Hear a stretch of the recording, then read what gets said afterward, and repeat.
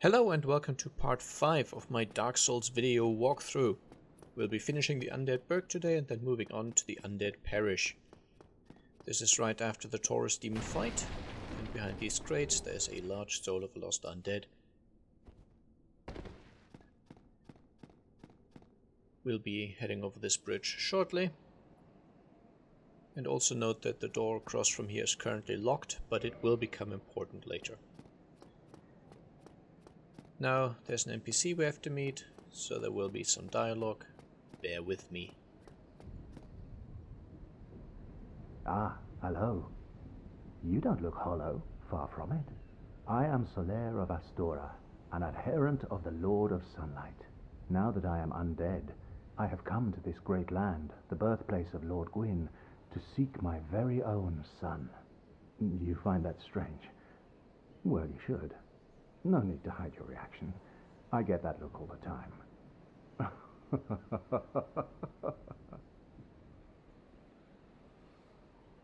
Oh, aha. So I didn't scare you. I have a proposition, if you have a moment. The way I see it, our fates appear to be intertwined. In a land brimming with hollows, could that really be mere chance? So what do you say? Why not help one another on this lonely journey? This pleases me greatly. Well then, take this. We are amidst strange beings in a strange land. The flow of time itself is convoluted, with heroes centuries old phasing in and out. The very fabric wavers, and relations shift and obscure. There's no telling how much longer your world and mine will remain in contact. But use this to summon one another as spirits, cross the gaps between the worlds, and engage in jolly cooperation. Of course, we are not the only ones engaged in this, but I am a warrior of the sun. Spot my summon signature easily by its brilliant aura. If you miss it, you must be blind.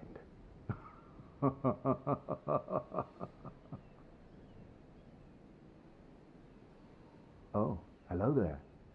I will stay behind to gaze at the sun. The sun is a wondrous body, like a magnificent father. If only I could be so grossly incandescent. Befitting the situation, there's a lot of sunlight to be had there. Okay, now before we head on, there's something I need to show you on the cleric. This is another one of those seek guidance spots, where we see hidden developer messages using this miracle. And right at the beginning of this bridge, there it just popped in, there's a message saying Imminent Drake. And we'll see what that means in just a moment. Now, as I've said at the end of the last video, you can skip this Drake if you skip the first encounter at the beginning of Undead Burg. I'm not going to show you this because it's not particularly interesting.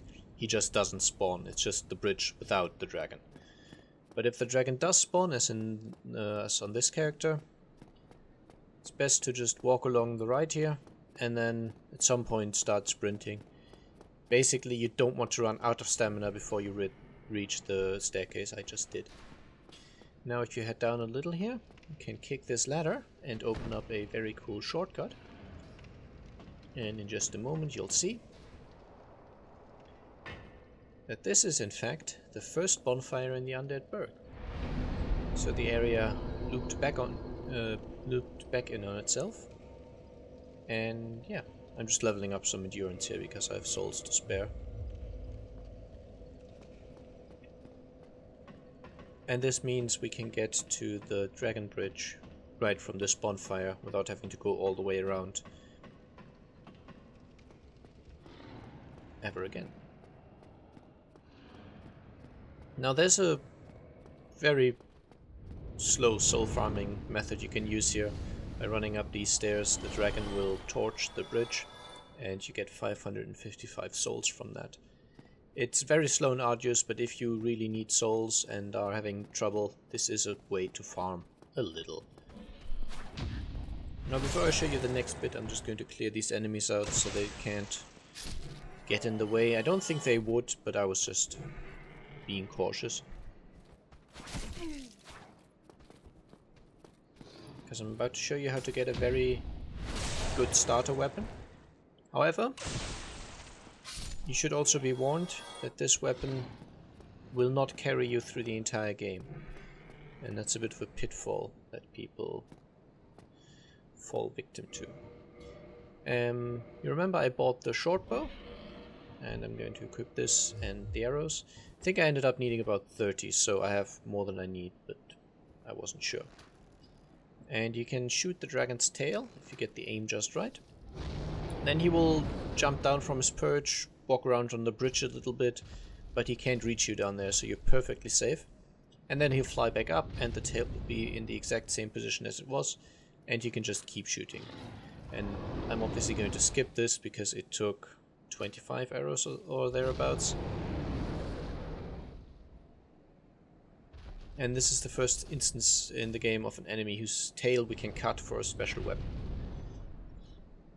And as you can see, it can be done quite safely and easily with arrows. And this gives you the Drake sword. Now, from the stats you can see that the requirements are somewhat low and the damage is pretty high, but it has no scaling. And this means that it's a very good weapon for this point of the game, because our stats are low, and it has a massive amount of base damage. However, as we progress through the game and our stats become better, that base damage will become less and less important and other weapons will outclass it. So the danger is that you could start using this weapon and find it very good in the beginning, and so you'll never bother upgrading another weapon or trying to find another weapon, and at some point you'll basically hit a wall where the Drake sword becomes really useless, because it's got a very hard cap on how good it gets. Alright, after there's just some rats to kill. Make sure to check their corpses because they can drop humanity. And then it's time for a change of character. So let's move over to the warrior, who also has the dragon triggered. I'll show you how to get the Drake sword in a slightly more fast, but also slightly more dangerous way. Because of the multiple paths that are possible in this area, this video is a little all over the place. I'll try to keep it as coherent as possible, and the next video will tie up all the loose ends that are left. So just bear with me. If you wait right where I was waiting there, eventually the dragon will fly down, and then you can get the tail right here. It took 2 swings from the Zweihander to get the cut. With a lower damage weapon it might take more, and if you've got a really low damage weapon, then I would suggest using another one of those gold pine resins if you still have any left over. Because even a very weak weapon, when buffed with the gold pine resin, will take 3 swings to get the tail cut.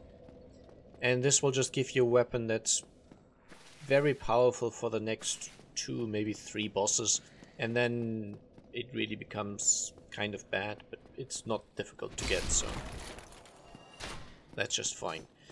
I'm just clearing out these enemies here to get the loot from the bridge. Because obviously this is meant to entice you to run and try and grab it, and then the dragon torches you.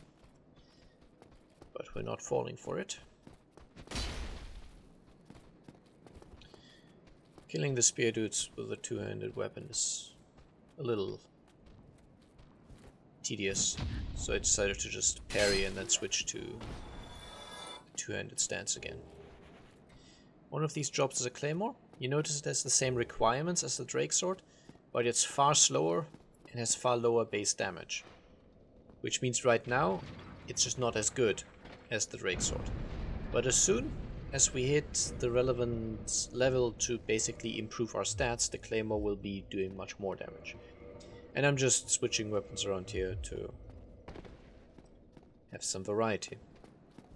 Alright, so this character is going to show you the fastest way to deal with the upcoming section. I am basically going to completely ignore the way it's meant to be done, or the obstacles the game throws in my way. I'm just running up the stairs on the side, then running along, hopping down, going through this gatehouse, or gate. And then one of the hollows basically runs through and closes the gate. And it's supposed to happen before you get through, so you're forced to go a long way around. But if you're quick enough, then you can reach the gate before him and go through, and then you can just open it from the other side. And if you've killed him once, that's fine, he will not respawn.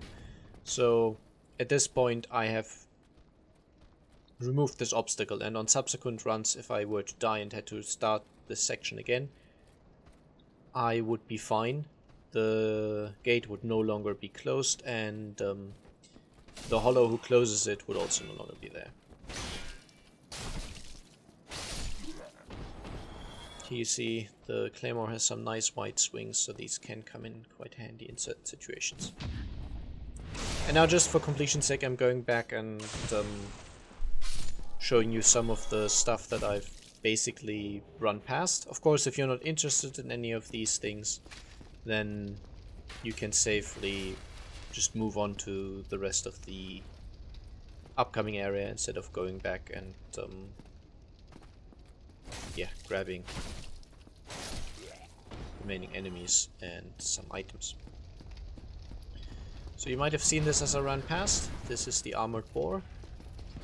And on this character I'm deliberately not trying to get any fancy kills. Just trying to show you it is a very well armored enemy. But it's quite safe as long as you stay behind it. So just circle strafe. If you are behind it, it has one attack that has an area of effect right behind it. This one, where it kind of donkey kicks. But it's telegraphed quite obviously and has a fairly long wind up, so it's usually quite safe to just dodge away from. And otherwise, behind it is usually safe because its main attacks involve charging ahead and using those huge tusks to impale you, which can do a lot of damage, but as I said, if you're staying behind it, you're reasonably safe. Alright, and that's the least interesting way to tackle this area. So let's see what else we can do. But firstly, this is just going further up the stairs after the room with the 3 rats. And on top of this tower we have another Black Knight. Now my cleric is powerful enough to be able to handle it quite easily, so I'm just killing it here to show it to you. It is a very powerful enemy, so be careful. And, yeah, try not to get killed too much. He actually dropped this Black Knight sword, just like the halberd I got from the other guy. This is not a guaranteed drop. It's about 20% of a base chance, plus whatever your equipment, whatever your item discovery increases it by. Now here I'll be going through quite slowly and carefully. And firstly dealing with this sword hollow, who walks from quite a distance. And then there's a spear hollow to the right. I'm just walking in far enough to aggro him and then taking a few steps back so nothing else attacks me. And yeah, I'm just going quite carefully here to show you a little more in depth how this goes if you're not just running through.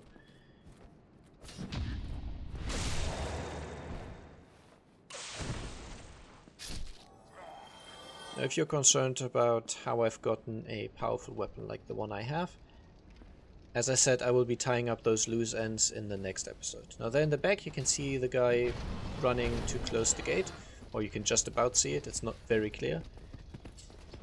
And here we'll see the first fancy kill on the armored boar. He can be backstabbed, and especially with a powerful weapon like I have, that doesn't tend to take too long to kill him. And then, since the gate is closed anyway and I'm in no hurry anymore, I'm just going to quickly deal with these crossbow guys.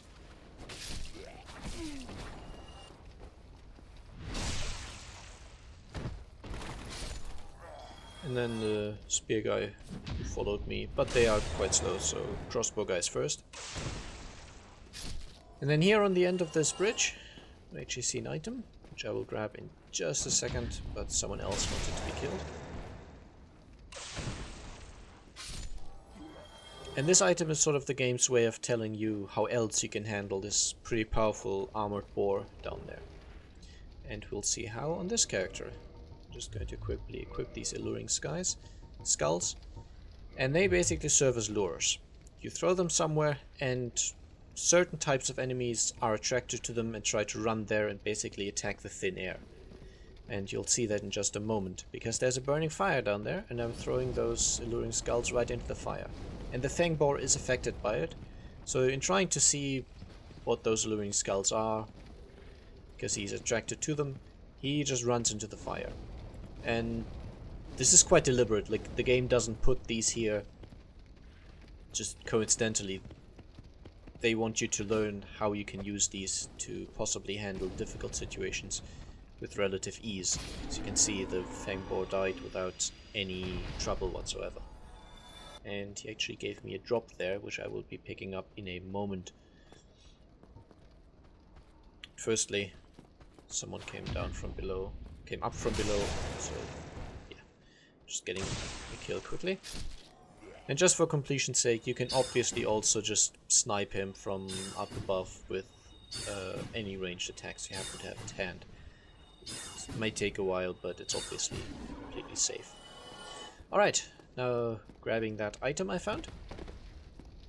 It's the Fang Boar Helm. It's actually the only item he can drop, so you know that's what he drops.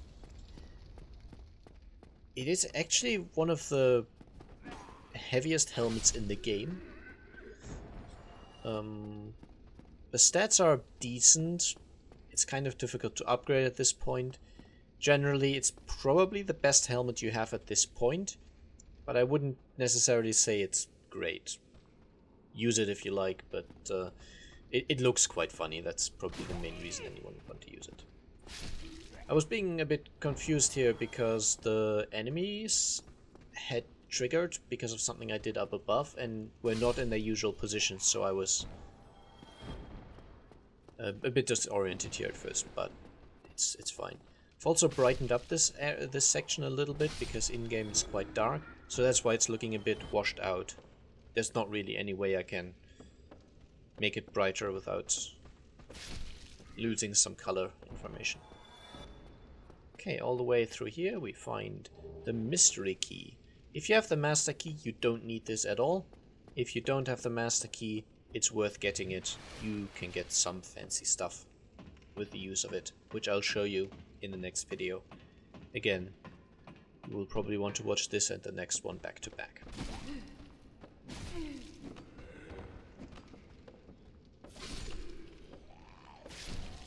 Now these enemies do seem quite weak, but never underestimate them. They have some nasty and fast attacks. And on this beam here, there's just another large soul of lost undead. And this is all still part of the path you have to take if you weren't fast enough and the gate closed on you, because this is the only way to get to the other side of it. Alright, and then through this fog gate, we're now above the section where the Fang Boar was, basically. At the end of this little hallway here, there's a new enemy. It's called Boulder Knight. He's got his back turned to you, so if you walk slowly, so actually walk instead of run, which you do by not pushing the stick in all the way, you just move it a little, you can get a guaranteed backstab on him. And these enemies are pretty tough to fight, certainly tougher to fight than the standard hollows you faced previously, so getting that backstab bonus damage is quite convenient. And on this corpse we get the Knight Shield. And just across the gap here we can see a Spear Hollow. I'm just going to use a throwing knife to aggro him. You could use any ranged means, really. A bow and arrow would work, soul magic would work. Fire bombs and pyromancy probably not, because they have lower range. But I'm just aggroing him, so I don't have to deal with two enemies at once in a moment. Firstly, this spear guy. The other one's still aggroing to me and trying to get to me, and he's walking towards me. But because they are so slow, I have plenty of time to kill the first spear guy before the second one becomes an issue at all.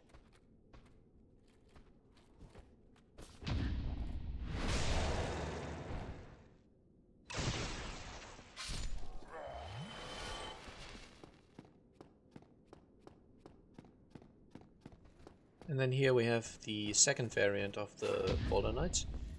This one, instead of using a rapier and a buckler, uses a boulder shield and a boulder side sword. He's actually capable of dropping both these items as well. And the boulder side sword is pretty nifty for dexterity characters, so might be worth farming. And the boulder shield is quite a stable shield and one of the better shields you can get at this point, though it's also possibly slightly more heavy than what you currently have equipped. Okay, then here there's just two more sword guys and a crossbow man firing at you. Really nothing to worry about. You get the spear guys quite safely because the crossbow guy will not regain line of sight, so you'll just stay there and shoot at the wall basically if you go into that little corner. We also have another secret hidden message here for you seek guidance. And it says blacksmith ahead. Now what exactly that means we'll see next episode, but for now just be aware it's there. And I'm just going to move to the next bonfire quickly to, yeah, conclude this video. Just down these stairs we have the bonfire, so this is this section complete. There's two more things I want to show you, one more rather, and that is, if you remember the shortcut I showed you last time going through the Valley of the Drakes to get to the Grasscrest Shield early and to skip the Drake or the dragon. You can actually continue this further and skip the entire Undead Burg. So this is my sorcerer now. If I were to head further in that direction, that's what I showed you last time, going towards the Taurus boss fight. But instead I can climb up here. Now you've already seen this because I've grabbed these items last time as well. Here you get the hunter starting armor and a longbow with some arrows.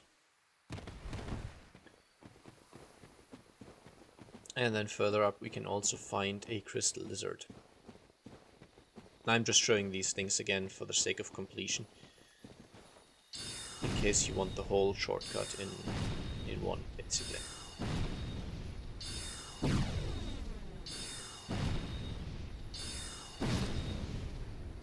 But instead of now turning around and going towards Taurus, I'm heading further up this path. And I will actually be getting to that very same bonfire I've just shown you from the other side, essentially. Now I'm running past some stuff that I will talk about in detail later. So again, odds and ends will be tied up next video. For now, I'm just going through this section of Darkroot Garden. I'm not going to attempt fighting these enemies. I could, but would be a little pointless. And then here I'm entering this building. This is Undead Parish again. This is a Titanite demon. Say hi. It's very easy to run past. It's not necessarily easy to fight. And we'll also talk to this guy later. For now,